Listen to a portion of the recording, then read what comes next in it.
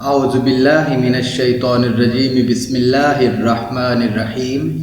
امام زین العابدین رضی اللہ تعالیٰ عنہ نے اپنی مناجات میں بندوں کو اللہ تعالیٰ سے مخاطب ہونے کا سلیقہ سکھایا۔ آپ رضی اللہ تعالیٰ عنہ گناہوں سے توبہ کرتے ہوئے اللہ رب العزت سے یوں مخاطب ہوتے ہیں: اے میرے معبود، اگر گناہ پر پشیمانی کا مطلب توبہ ہی ہے تو مجھے تیری عزت کی قسم کہ میں پشیمان ہونے والوں میں سے ہوں، اور اگر خطا کی معافی مانگنے سے خطا معاف ہو جاتی ہے تو بے شک میں تجھ سے معافی مانگنے والا پہلا ہوں، تیری چوکھٹ پر ہوں حتیٰ کہ تو راضی ہو جائے۔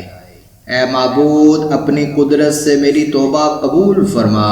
اور میرے متعلق اپنے علم سے مجھ پر مہربانی کر۔ دوسرے مقام پر امام صاحب رضی اللہ تعالی عنہ بارگاہ الہی میں یوں التجا کرتے ہیں: اے معبود، مجھے ایسی توبہ کی توفیق دے کہ پھر تیری نافرمانی نہ کرو، میرے دل میں نیکی و عمل کا جذبہ ابھار دے، اور جب تک مجھے زندہ رکھے دن رات اپنا خوف میرے قلب میں ڈالے رکھ، اے جہانوں کے پالنے والے۔ پھر امام رضی اللہ تعالیٰ عنہ جہنم اور اس کی عفریتوں کا ذکر کرتے ہوئے اللہ تعالیٰ کی پناہ کے یوں طلبگار ہوتے ہیں: اے اللہ، میں تجھ سے پناہ مانگتا ہوں جہنم کے ان بچھوؤں سے جن کے منہ کھلے ہوئے ہوں گے، اور ان سانپوں سے جو دانتوں کو پیس پیس کر پھنکار رہے ہوں گے، اور اس کے کھولتے ہوئے پانی سے جو انتڑیوں اور دلوں کے ٹکڑے ٹکڑے کر دے گا اور سینوں کو چیر کر دلوں کو نکال دے گا۔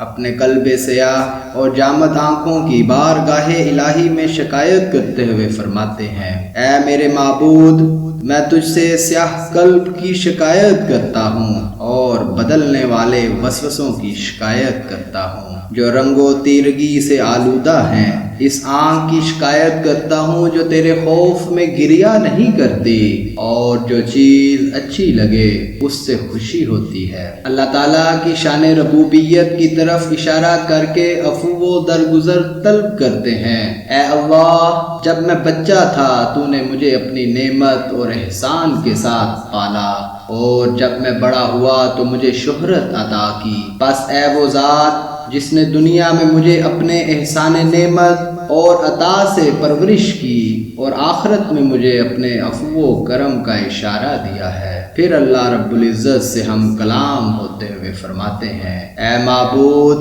تو میرا پروردگار اور میں تیرا بندہ ہوں، اور بندے کو زیادہ حق ہے کہ اپنے پروردگار سے سوال کرے، اور بندوں سے تیرے جیسے کرم و بخشش کا سوال نہیں کیا جا سکتا۔ حقیقت یہ ہے کہ آپ رضی اللہ تعالی عنہ کی مناجات، دعائیں، التجائیں بندوں کو مولا سے ہم کلام ہونے کا ایسا سلیقہ اور قرینہ عطا کرتی ہیں کہ توبہ کی راہ کا ہر مسافر حسب حال ان سے مستفیض ہو سکتا ہے۔ اللہ تعالی ہمیں توبہ کی توفیق عطا فرمائے، آمین ثم آمین۔